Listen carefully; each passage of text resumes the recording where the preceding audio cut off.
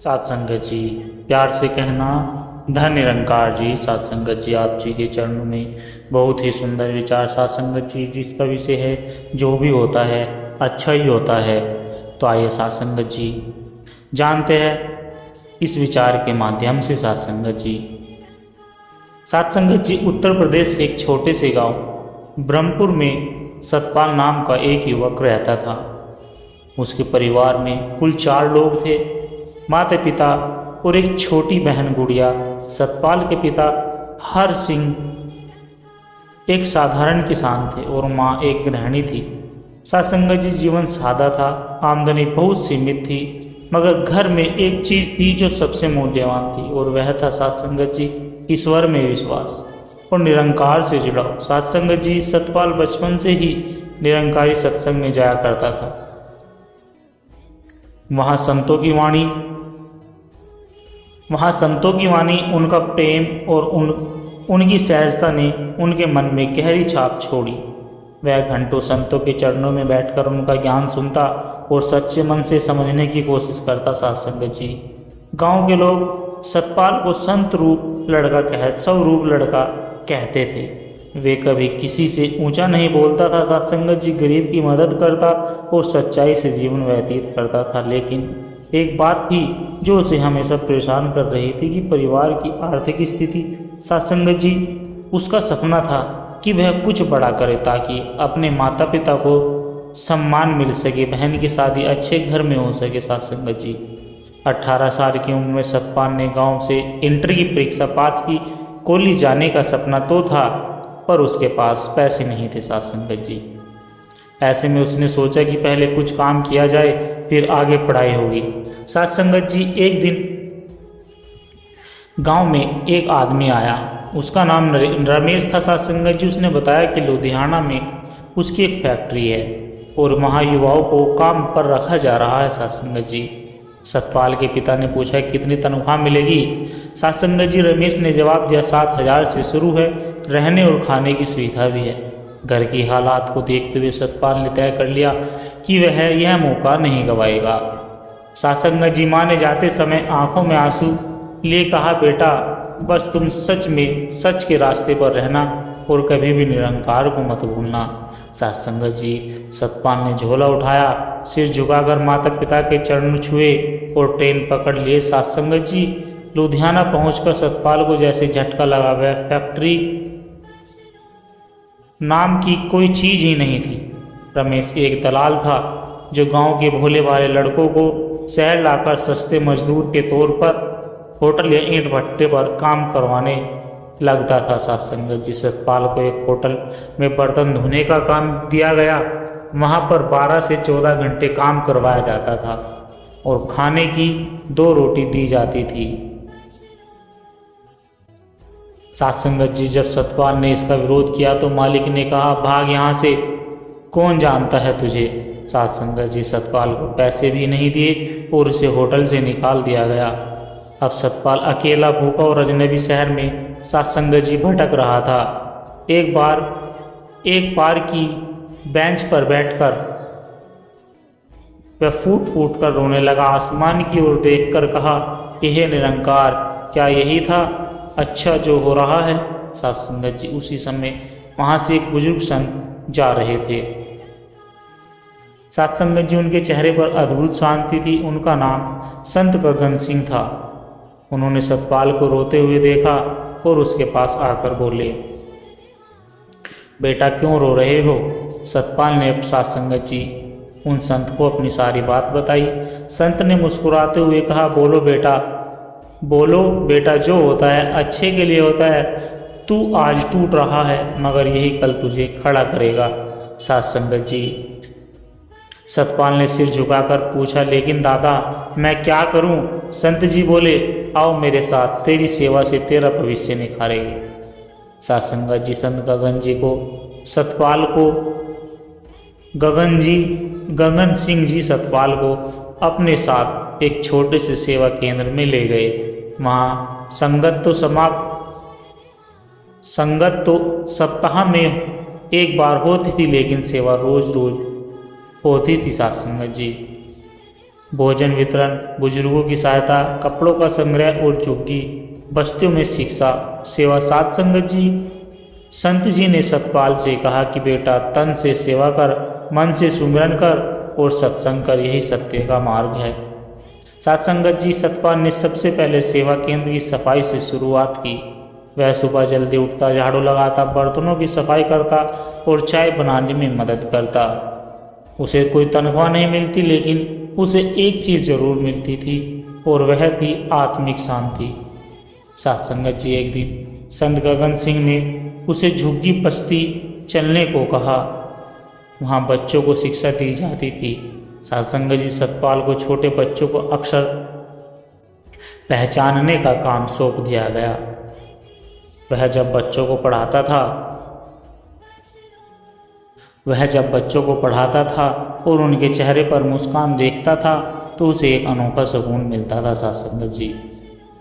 सत्संगत जी उसने मन में सोचा कि पहले मैं सिर्फ पैसे कमाना चाहता था, अब मुझे लोगों की दुआएं मिल रही है। 3 महीने बीत गए। सत्संगत जी और सतपाल की मेहनत को सबने देखा। वह हर सेवा में आगे रहता, दूसरों को प्रेरित करता और निरंकार का स्मरण हमेशा करता रहता था। एक दिन सत्संग के बाद संत गगन सिंह जी ने सबके सामने कहा कि यह बालक सतपाल एक मिसाल है। इसको जीवन में धोखा मिला, वह टूटने के बजाय सेवा में जुड़ गया। अब यह सेवा केंद्र का सेवा प्रमुख होगा। सत्संगत जी सबने ताली बजाकर उसका स्वागत किया। सतपाल की आंखें भर आई। यह वही लड़का था जो एक होटल से निकल गया था और अब संतों के बीच सम्मानित हो रहा था। सत्संगत जी अब सतपाल के जीवन में एक नई सुबह आ चुकी थी। वह सेवा केंद्र का संयोजक बन गया था। सत्संग में विचार और भजन भी देता था। झुग्गी बस्तियों में बच्चों के लिए कपड़े, किताबें और भोजन की व्यवस्था करवाता था। सत्संगत जी हमेशा वह सुमरन करता और युवाओं को प्रेरित करता था। उसने अपने शब्दों में कहा कि जो मुझे लगा था कि बुरा हुआ है, वही सबसे बड़ा वरदान निकला। अगर मुझे वह नौकरी मिल जाती तो शायद मैं निरंकार से कभी नहीं जुड़ पाता। आज जो हूँ वह केवल सेवा और संतों की कृपा से हूँ। सत्संगत जी सतपाल अब सेवा केंद्र में एक सम्मानित सेवक बन चुका था। उसके जीवन में शांति थी, आत्मबल था, लेकिन मन के किसी कोने में एक चिंता हमेशा बनी रहती थी कि परिवार की स्थिति। सत्संगत जी एक दिन सेवा केंद्र पर एक चिट्ठी आई गांव से जो माँ ने भेजी थी, जिसमें लिखा था कि बेटा सतपाल, तुझे गए अब 4 महीने हो गए, अब सब तुझे याद करते हैं। खेत की हालत बहुत खराब है। तुम्हारे पिताजी अब बूढ़े हो चले हैं। गुड़िया सियानी हो गई है, उसके लिए रिश्ते आने लगे, मगर हमारे पास देने के लिए कुछ भी नहीं। बस तुम ठीक रहो, ईश्वर से यही प्रार्थना। सत्संगत जी सतपाल ने चिट्ठी पढ़ते पढ़ते आंखें पोंछी और वह अगले ही दिन संत गगन सिंह जी के पास गया और विनम्रता से कहा कि दादाजी, क्या मैं कुछ दिनों के लिए गांव जा सकता हूँ? मेरे परिवार को मेरी ज़रूरत है। सत्संगत जी संत ने मुस्कुराते हुए सिर हिलाया। सेवा वही जो सबसे सच्ची होती है। जब तुम्हारे अपने दुख में हो, जा बेटा और वहाँ भी सेवा कर। सत्संगत जी जब सतपाल गांव पहुँचे तो देखकर सब चकित हो गए। उसकी चाल में आत्मविश्वास था, चेहरे पर तेज, आंखों में अपनापन था। माँ ने उसे गले लगाया। बहन गुड़िया देखकर खिल उठी। पिता ने आंखें नम करते हुए बोले, तू वही सतपाल नहीं रहा बेटा, अब तो तू संत लगने लगा है। सतपाल ने सबसे पहले खेत की दशा देखी। मिट्टी बंजर हो रही थी, सिंचाई की व्यवस्था खराब थी। सतपाल ने गांव के कुछ पुराने किसानों को संगठित किया। सत्संगत जी उनसे सलाह ली और 2 दिन ब्लॉक ऑफिस गया। वहां जाकर सरकारी योजना के तहत ट्यूबवेल और खाद का अनुदान पास करवाया। सत्संगत जी 1 महीने में खेत फिर से लहराने लगे। गुड़िया के लिए एक अच्छा रिश्ता आया। लड़का एक अध्यापक था और परिवार भी सादा, धार्मिक और ईमानदार, लेकिन शादी के लिए 500 रुपये की जरूरत थी। सत्संगत जी उसके पिताजी बहुत चिंतित थे। माँ रात भर रोती रही। सतपाल ने कुछ नहीं कहा, वापस लुधियाना सेवा केंद्र गया। संतों से विनम्रता से हाथ जोड़कर अपनी स्थिति बताई। साथ संगत जी सभी संतों ने सतपाल की सेवा की। कोई पैसे दिए, कोई कपड़े, किसी ने सोने की चैन दी। साथ संगत जी 2-3 दिन में उसके पास 7,000 रुपये इकट्ठा हो गए। उसकी बहन की शादी बहुत सादगी से मगर आत्मसम्मान के साथ हुई। सारा गांव कहने लगा, लोग अब शराब छोड़कर सत्संग में जाने लगे। बच्चे मोबाइल छोड़कर सतपाल से नैतिक की कहानियां सुनने लगे। साथ संगत जी महिलाओं ने सेवा समितियां बनाई और लोगों की सेवा करने लगी। साथ संगत जी एक दिन एक वृद्ध संत गांव आए और बोले कि जहां कभी लोग दुखी थे अब वहां लोग भजन कीर्तन की गूंज उठ रही है और यह सब एक साधारण बालक सतपाल की मेहनत का फल है। साथ संगत जी कहने का भाव यही है कि जब मनुष्य दूसरों की भलाई के लिए खड़ा होता है तो निरंकार उसका हर कदम संभाल लेता है। सतपाल एक साधारण युवक सा संत बन गया क्योंकि उसने हर कठिनाइयों को अवसर बनाया। साथ संगत जी सतपाल अब सेवा, संयम और सत्य का प्रतीक बन चुका था। अब वह आसपास के गांव में सेवा यात्राओं पर जाता। लोग उसकी बातें बड़े ध्यान से सुनते। लोग उसकी बातों को सुनने के लिए उमड़ पड़ते।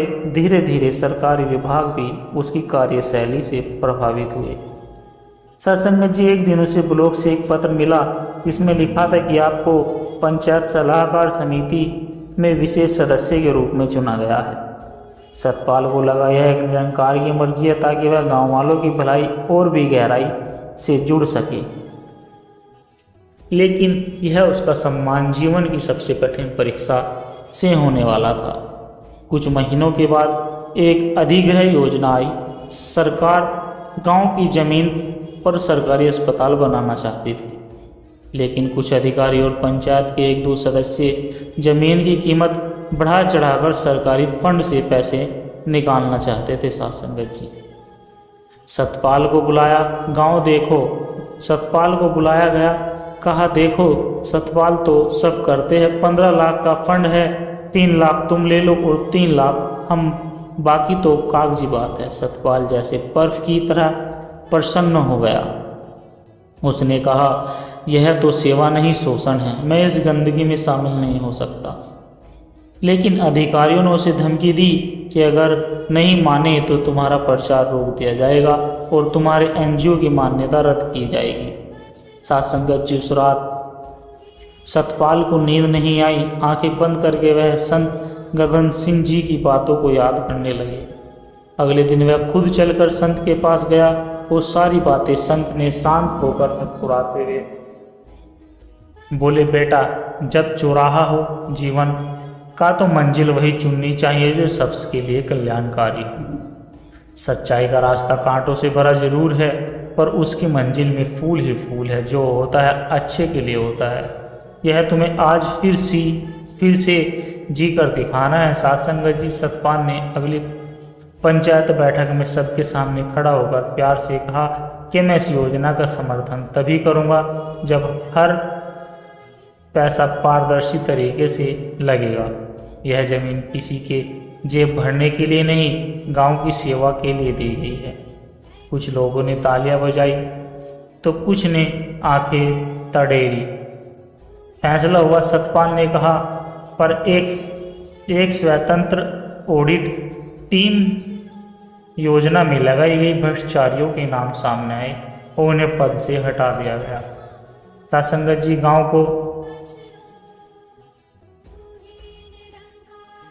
गांव को मिला एक सच्चा सतपाल अस्पताल और सतपाल को मिला हर दिन से सम्मान। साथ संगत जी अब ब्रह्मपुर केवल सेवा गांव नहीं बल्कि नैतिकता गांव के नाम से जाना जाने लगा था। सतपाल अब हर पंचायत में योजना में प्रेरणा का नाम बन चुका था। स्कूलों में नैतिक शिक्षा पर आधारित कार्यक्रम आयोजित करने लगा। गांव में हर घर में अब सत्संग और सच्चाई का दीपक जलने लगा। साथ संगत जी जब सेवा और सच्चाई की टक्कर होती तो वह व्यक्ति महान बनता जो सच्चाई का साथ दे, क्योंकि जो होता है वह अंततः अच्छे के लिए ही होता है। साथ संगत जी करीब 2 साल के बाद ब्रह्मपुर गांव की गलियां सजी थी।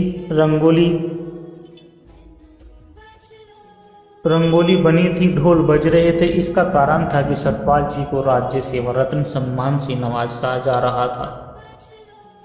यह सम्मान उन्हें ग्रामीण सेवा, सत्यनिष्ठा और युवाओं को नैतिक शिक्षा देने के लिए दिया जा रहा था। साथ संगत जी, लोगों की आंखें नम थी। किसी ने सोचा भी नहीं था कि जो लड़का कभी होटल में बर्तन धोता था वह पूरे जिले का आदर्श बन जाएगा। मंच पर बुलाए जाने से पहले सतपाल जी मंच के पीछे कोने में खड़े होकर निरंकार का स्मरण कर रहे थे। उनके मन में संत गगन सिंह जी का चेहरा आ रहा था और अपनी माँ की बातें याद आ रही थी। बेटा, बस सच के रास्ते पर रहना और कभी निरंकार को मत भूलना। साथ संगत जी, सतपाल जी ने सम्मान लेते हुए जो शब्द गांव वालों को बोले वे गांव वालों के दिल में उतर गए। साथ संगत जी, वह बोल रहे थे कि मुझे नहीं पता कि होटल से निकाले जाना मेरे जीवन का सबसे बड़ा वरदान साबित होगा। जो होता है सच में सब अच्छे के लिए होता है। अगर हम उस समय टूटने की जगह निरंकार पर भरोसा कर ले तो साथ संगत जी, कुछ महीनों के बाद संत गगन सिंह जी का शरीर त्यागने का समय आ गया। सतपाल उनके चरणों में जाकर बैठ गया। संत जी ने आंखें बंद की, फिर मुस्कुराकर बोले, बेटा याद रख, दुख आते हैं तो कुछ सिखाने के लिए और सुख आते हैं तो तुझे सेवा का मौका देने के लिए। जीवन में कभी शिकायत मत करना। निरंकार जो करता है बिल्कुल सोच समझ कर करता है। साथ संगत जी, उनकी आंखें धीरे धीरे बंद हो गई और वातावरण में एक पवित्र सी शांति छा गई। साथ संगत जी, गांव में युवाओं के लिए सतपाल अब जीवित प्रेरणा बन चुका था। हर शनिवार को वह एक साप्ताहिक नैतिक सत्संग रखता जिसमें बच्चों को सत्य सेवा और सिमरन के बारे में सिखाया जाता था।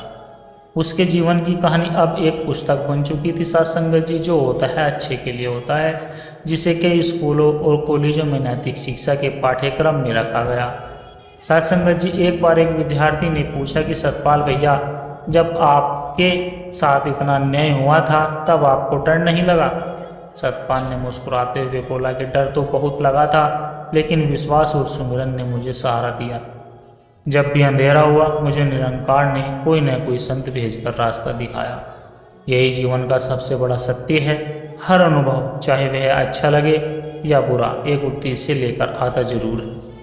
सत्संगत जी, जो होता है सच में अच्छे के लिए ही होता है। यह कोई किताब में लिखी हुई पंक्ति नहीं, बल्कि जीवन का प्रमाणित सत्य है। अगर हम इसे समर्पण, विश्वास और सच्चाई के साथ स्वीकार करें तो अगर सतपाल को शहर में धोखा न मिला होता, अगर उसे भूखा प्यासा न रहना पड़ता, अगर संत गगन सिंह जी न मिलते, अगर उसने सेवा को अपना जीवन न बनाया होता तो सतपाल सत्यपाल नहीं बनता। एक ऐसा व्यक्तित्व जो दूसरों के जीवन में रोशनी बन गया। साथ संगत जी, अगर कोई मक्खी सब्जी तोलते समय तराजू पर बैठ जाए तो ज़्यादा फर्क नहीं पड़ेगा, लेकिन वही मक्खी अगर सोना तोलते हुए तराजू पर बैठ जाए तो उसकी कीमत लगभग 10,000 होगी। लेकिन वही मक्खी अगर सोना तो उसकी कीमत बढ़ जाएगी। साथ संगत जी, साथ संगत जी, कहने का भाव यही है कि हम कहाँ बैठते हैं, किसके साथ बैठते हैं, हमारा मूल्य इसी बात पर निर्भर किया जाता है। साथ संगत जी, पानी के बिना नदी बेकार है, तिथि के बिना आंगन बेकार है, अतिथि के बिना आंगन बेकार है, प्रेम ना हो तो सगे संबंधी बेकार है, पैसा न हो तो पॉकेट बेकार है, और जीवन में गुरु न हो तो हमारा जीवन बेकार है। हे सदगुरु, जैसे सुबह सवेरे सूरज ने आकर काली घनी रात के अंधेरे को दूर कर दिया, ठीक इसी तरह तुमने भी हम सबके जीवन में फैले अज्ञान के रूपी अंधेरे को खत्म कर दिया। तुम भी उस सूरज जैसे ही हो, लेकिन फिर भी तुम में और सूरज में इतना फर्क है कि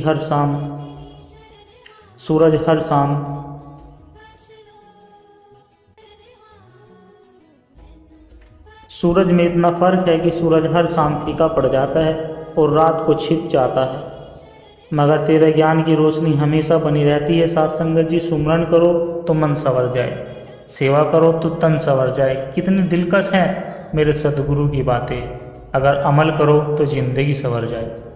साथ संगत जी, सदगुरु माता जी विचारों में कहती है कि हम सबका फर्ज है कि हम ज्ञान की रोशनी को लेकर एक जलते हुए चिराग की तरह इस विरासत को आगे से आगे बढ़ा पाए।